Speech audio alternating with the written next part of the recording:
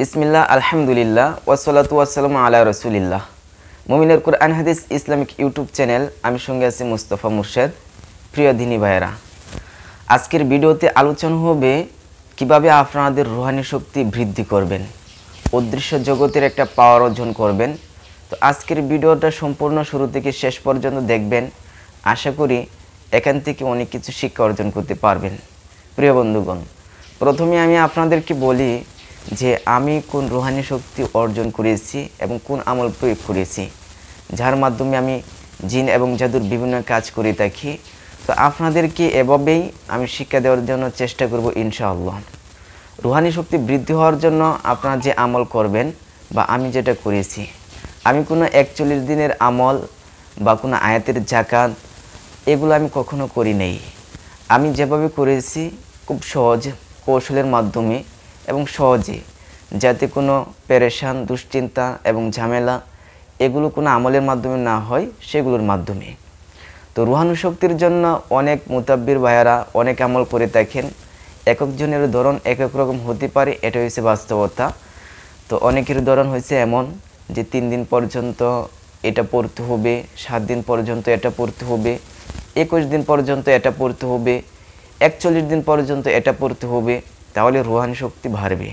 তো একটা কথা কি জানেন, যে আপনি এমন একটা আমল করতেছেন যে আমলটা হয়েছে আপনার 7 দিনের জন্য। ধরে নিন সূরা ফাতিহা, এই সূরা ফাতিহা আপনি 7 দিনের জন্য, এই সূরা ফাতিহা সকালবেলা 101 বার এবং সন্ধ্যার নামাজের পরে 101 বার সূরা ফাতিহা পড়তেছেন। তো আপনি মনে মনে ভাবতেছেন যে আপনার রুহানি শক্তি বৃদ্ধি হবে। তো সূরা ফাতিহা পড়াটা খারাপ বিষয় না, আপনি যতই পড়বেন আল্লাহর কাছে এর প্রতিদান পাবেন। তো আপনি সূরা ফাতিহা পড়তেছেন আল্লাহর কাছে প্রতিদান পাওয়ার জন্য, তো ভালো কথা। যদি আপনি এটা ঠিক রেখে আপনার অন্যদিকে বেঠিক থাকি, তাহলে আপনি আমল করে কী লাভ হবে? ধরে নিন, আমি একটা উদাহরণ দিই, যে আপনি সূরা ফাতিহা পড়তেছেন আপনার রুহানি শক্তি বৃদ্ধি হওয়ার জন্য, আপনি ওইদিকে কোনো একটা বেগানা মেয়ের সঙ্গে রিলেশন করতেছেন, তাহলে আপনার এই আমলে কোনো লাভ হবে না। সুতরাং আমি আপনাদেরকে যেটা বলবো যে সব কিছু ঠিক রাখতে হবে। যেমন আপনি সূরা ফাতিহা পড়তেছেন আল্লাহর কাছে প্রতিদান পাওয়ার জন্য, আপনি একটা গুনাহের কাজ থেকে বেরিয়ে আসতেছেন, সেটাও আল্লাহকে রাজি খুশি করার জন্য। ঠিক তদ্রূপভাবে আপনি একটা হালাল কাজ করতেছেন, হারাম থেকে বিরত থাকতেছেন। আপনি খাবার, যে খাবার আছে সেই খাবার হালাল খাইতেছেন, হারামটা খাইতেছেন না। আপনি এলাকাবাসী প্রতিবেশীর সঙ্গে আচরণ করতেছেন, ভালো আচরণ, কারোর সঙ্গে দুর্ব্যবহার করতেছেন না। আপনি আল্লাহ রাসূলের যে সুন্নত তরিকা আছে সে সুন্নত তরিকা আপনি চলতেছেন, বেঠিক লাইনে চলতেছেন না, আল্লাহর পথে আপনি চলতেছেন, কোনো অন্য পন্থাই না। তো এগুলো যদি আপনার মধ্যে সব ঠিক থাকে, তাহলে আপনার এমনিতেই অটোমেটিক রুহানি শক্তি বাড়বে। আর যদি আপনার ওই যে একটা আমলের মধ্যে আপনি 41 দিন আছেন, বাদ বাকি আপনার প্রত্যেকটা আমল বাকি, তাহলে আপনি এখানে কি করবেন? সুতরাং আমি এভাবে করি নাই, আমি নিজে যেভাবে আমল করেছি, যে আমি চাইছি যে গুনাহ থেকে কিভাবে বেঁচে দেখা যায়, অন্যায় থেকে কিভাবে বেঁচে দেখা যায়, মানুষকে হয়রানি থেকে কিভাবে বেঁচে দেখা যায়, কাউকে অন্যায়ভাবে ক্ষতি করা থেকে কিভাবে বেঁচে থাকা যায়, আল্লাহর পথে কিভাবে থাকা যায়, রাসূল সাল্লাল্লাহু আলাইহি সাল্লাম দৈনন্দিন জীবনের যে দোয়া আছে, আমল আছে, সেগুলো কিভাবে অর্জন করা যায়, সেগুলোর উপর আমল করেছি। সেগুলো এখন পর্যন্ত আমি আমল করি, আপনারাও আমল করবেন। তবে হ্যাঁ, এছাড়া স্পেশাল কিছু আমল আছে যেগুলো আপনারা করতে পারেন, আর আপনার ব্যক্তির জীবনে আপনার যে সম্মান সেটা আল্লাহ অবশ্যই বাড়িয়ে দেবেন। আপনার কার্যক্ষমতা এবং আপনার কাজ আল্লাহ সুবহানাহু ওয়া তাআলা সেটা দ্রুতই কবুল করে নেবেন।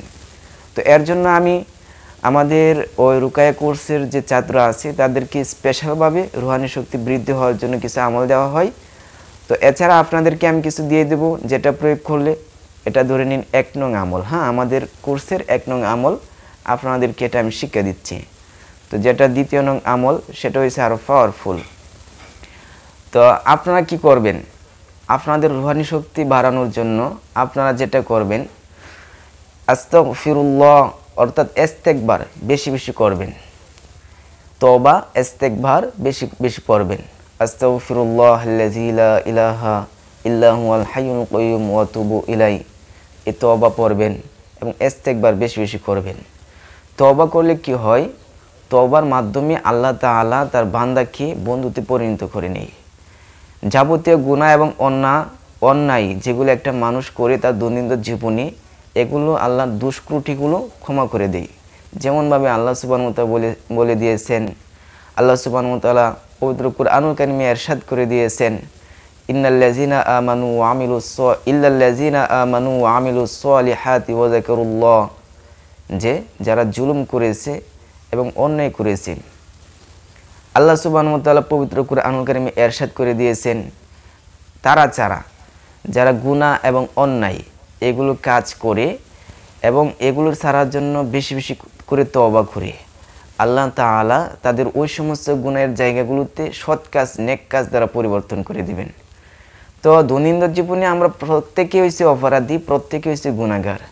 সুতরাং আল্লাহর কাছে যদি আমরা তওবা করি, আমাদের যে পূর্বের গুনাহের জায়গাগুলো আছে সেই গুনাহের জায়গাগুলো আল্লাহ সৎ কাজ, নেক কাজ এগুলো দ্বারা পরিবর্তন করে দিবেন। এবং তওবার মাধ্যমে আল্লাহর একজন মুমিন বান্দা হওয়া যায়। কারণ যাবতীয় গুনাহমুক্ত আপনি, আল্লাহ যদি আপনার দৈনন্দিন জীবনের গুনাহ মাফ করে দেয়, আপনি তো গুনাহমুক্ত। আর গুনাহমুক্ত ব্যক্তিদেরকে কি বলা হয়? সলিহিন, মুত্তাকিন, মুমিন, এগুলি তো বলা হয়। তো একজন মুমিন ব্যক্তি এভাবেই অর্জন করা যায়। তো যাবতীয় গুনাহ থেকে বাঁচার জন্য একটাই হয়েছে মাধ্যম, তওবা। তো এই তওবা আপনারা সবাই বেশি বেশি করবেন, আপনাদের রুহানি শক্তি বাড়বে।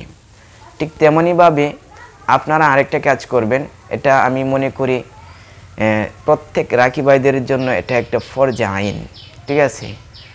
নফল নামাজ, রাতের নামাজ, নফল নামাজ, তাহাজ্জুদ নামাজ, এই নামাজ পড়বেন।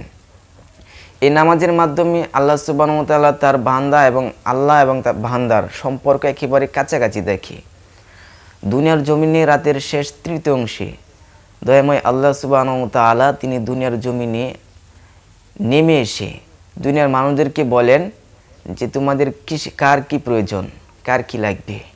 আল্লাহর বান্দা যারা তাহাজ্জুদ পড়ে, তারা যখন প্রার্থনা করে, মোনাজাত করে, আল্লাহ সুবহানাহু ওয়া তাআলা সেটাই কবুল করেন। কাজেই আপনি যদি একজন রাখী হন, অবশ্যই আপনি রাতের নামাজ, তাহাজ্জুদ পড়বেন এবং আল্লাহর কাছে প্রার্থনা চাইবেন, সাহায্য চাইবেন। এবং আপনার যে কর্মজীবন আছে, যে আপনি জিন এবং জাদুর চিকিৎসা শিখতেছেন এবং জিন জাদুর চিকিৎসা করবেন, হকের খেদমত করবেন, বাতিলদের সঙ্গে বৃহত্তম জিহাদ করবেন, সেগুলো আল্লাহর কাছে আপনি বলতে পারেন। আল্লাহ সুবহানাহু ওয়া তাআলা যদি আপনাকে কবুল করে, তখন শুধু কুন ফায়াকুন বলবেন, হয়ে যাও। কাজ সম্পাদনের জন্য তখন আল্লাহ যথেষ্ট হয়ে যাবে ইনশাআল্লাহ। তো আপনাদেরকে আমাদের এই দুইটা আমল আপনাদেরকে দেওয়া হলো। এই দুইটা আমল আপনার জীবনে যদি আপনি প্রয়োগ করেন, আমি কোনো আয়াতের কথা বললাম না, আমি কোনো ওই সূরার কথা বললাম না, তো কিভাবে আপনার রুহানি শক্তি বৃদ্ধি করা যায় সে পন্থা আমি আপনাদেরকে বলে দিলাম। তো এটা হচ্ছে 1 নং আমাদের তো রুকাইয়া কুচের এই রুহানি শক্তির একটা আমল। আর দ্বিতীয়টা রয়ে গেছে, এটা ইনশাআল্লাহ আমাদের ছাত্র ভাইদেরকে করানো হয়। তো যদি আপনি যাবতীয় গুনাহ থেকে মুক্তি থাকেন, তাহলে আপনি একজন সলিহিন। আর যাবতীয় গুনাহ থেকে মুক্তি পাওয়ার একটাই হয়েছে জায়গা, সেটা হচ্ছে তওবা। এছাড়া বিকল্প কোনো রাস্তা নেই। তওবা ছাড়া আপনি আল্লাহর কাছে আপনি যত বড় গুনাহ করেন না কেন, যদি তওবা না করেন, চোখের পানি ফালান, কোনো লাভ হবে না। কাজে তওবা করে তারপরে চোখের পানি ফালাইলে আল্লাহ সুবহানাহু ওয়া তাআলা আপনাকে ক্ষমা করে দিবেন। আর সেই ক্ষমার মাধ্যমে আপনি ত্রুটি গুনাহ থেকে মুক্তি পেয়ে যাবেন। আর আল্লাহর কাছে সম্মানী ব্যক্তি হওয়ার জন্য আল্লাহ সুবহানাহু ওয়া তাআলা পবিত্র কুরআনুল কারীমে বললেন, ওয়ামিনাল লাইলি ফাতাহাজ্জাদ বিহি নাফিলাতাল লাক আসা আইয়াবআসাকা রাব্বুকা মাকামান মাহমুদা। যে রাতের নামাজ, তাহাজ্জুদের কথা এখানে বলা হয়েছে, যে রাতের নামাজ, তাহাজ্জুদের মাধ্যমে তোমাদেরকে আল্লাহ সুবহানাহু ওয়া তাআলা এমন একটা সম্মানের স্থানে পৌঁছে দিবে, তোমরা রাতের নামাজ, তাহাজ্জুদ পড়ো। তো আল্লাহ সুবহানাহু ওয়া তাআলা পবিত্র কুরআনুল কারীমে বলে দিয়েছেন। তো এজন্য আপনারা কি করবেন, সম্মানী স্থানে পৌঁছানোর জন্য সম্মানী স্থান খুঁজতে হবে। আর সম্মানী স্থান যদি আপনি দেখেন, তাহলে এটাই আপনি পান রাতের নামাজ, তাহাজ্জুদ। এই তাহাজ্জুদের মাধ্যমে আল্লাহ তার বান্দাকে ওই সম্মানী স্থানে পৌঁছে দেয়, যেটা আল্লাহ সুবহানাহু ওয়া তাআলা পবিত্র কুরআনুল কারীমে ইরশাদ করেছেন।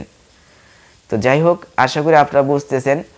তো যাবতীয় অন্যায়, যাবতীয় পাপ এবং যাবতীয় গুনাহ সেগুলো থেকে মুক্তি থাকবেন। আর এমন কোনো আমল করবেন না যে আমল ওই পূর্ব দিকে ফিরে 7 দিন, 21 দিন, 41 দিন পড়তে হবে। আর এদিকে আপনার সব কিছু এলোমেলো কি আপনার অন্য দিক থেকে আসতেছে গুনাহ, একদিক থেকে আসতেছে সওয়াব। তো এরকম হলে আপনার আমলে কোনো লাভ হবে না, আপনার সেই কাজে কোনো সফলতা হবেন না। কাজে সফলতা অর্জন করতে হলে যাবতীয় গুনাহ থেকে মুক্তি হতে হবে এবং গুনাহ থেকে বাঁচার জন্য যে পন্থা আছে সেই পন্থা অবলম্বন করতে হবে এবং আল্লাহর কাছে সম্মানী অর্জন করতে হলে যে মাধ্যম আছে সেই মাধ্যম খুঁজতে হবে এবং বান্দা এবং আল্লাহর সাথে সম্পর্ক হওয়ার যে একটা মাধ্যম খুব কাছাকাছি সেটা আপনার আমার লক্ষ্য ধারণ পোষণ করতে হবে। যাই হোক, আশা করি আপনারা বুঝতে পারছেন। তো যদি ভালো লাগে অবশ্যই কমেন্টে আপনার মতামত জানিয়ে দিবেন যে আমাদের আলোচনা কেমন লাগলো আপনার কাছে। ভিডিওটা শেয়ার করবেন। আর আমাদের রুকায়া কোর্সে যদি আপনারা ভর্তি হতে চান অবশ্যই দ্রুত যোগাযোগ করবেন। আমাদের রুকায়া কোর্স মে মাসের 20 তারিখে এটা 7ম ব্যাচ আমাদের চালু হবে। তো যেখানে বিভিন্ন তদবির অর্থাৎ আমি জিন এবং জাদুর চিকিৎসা যেভাবে করি, তো প্রত্যেকটা কাজ, প্রত্যেকটা বিষয় যেটা আমি গবেষণার মাধ্যমে পেয়েছি এবং কাজ করার মাধ্যমে যোগ্যতা অর্জন করেছি এবং প্রত্যেকটা যে আয়াতের পরীক্ষিত বিষয় সেগুলো আমি শিক্ষা দিয়ে থাকি।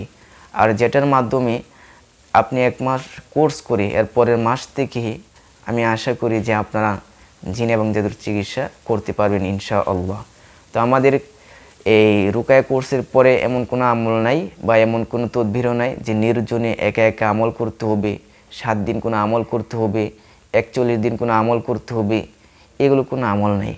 তো আশা করি আমি ভিডিওতে যা বলেছি আপনারা বুঝতে পারছেন। তো আপনাদের জন্য দোয়া রইল, আমার জন্য দোয়া করবেন। আর আমার যে নাম্বার আছে এই নাম্বারে যোগাযোগ করতে পারেন যদি রুকায়া কোর্সে ভর্তি হতে চান। সেখানে আপনার সঙ্গে আলোচনা করে বিস্তারিত বলা হবে। আসসালামু আলাইকুম ওয়া রাহমাতুল্লাহি ওয়া বারাকাতুহু।